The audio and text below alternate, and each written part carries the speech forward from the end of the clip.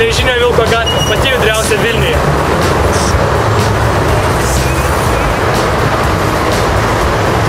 Vilnius, pats užširčiausias miestas Lietuvoje. Vilniaus žmonės dūsta.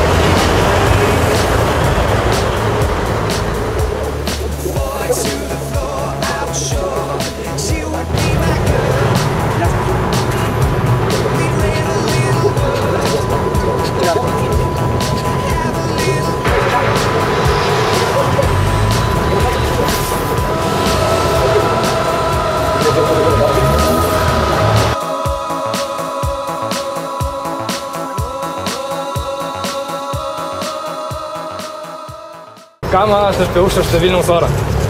Baisu. Kad jis užterštas. Labai.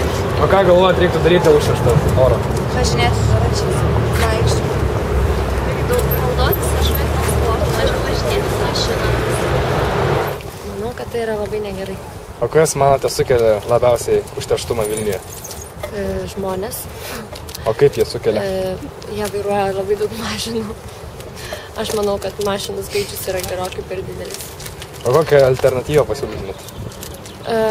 Pasiūlyčiau naudotis viešuoju transportu, o ne vairuoti vienoje šeimoje 4 automobilius ir tai yra visiškai nereikalinga. Tiesiog siūlyčiau pradėti žmonėm mąstyti galvą. Aš ir mano komanda renkame sveiko gyvenimo būdą. Vaikštame pėsčiomis arba važiuojame dviračiu. Pasirink sveiko gyvenimo būdą ir tu.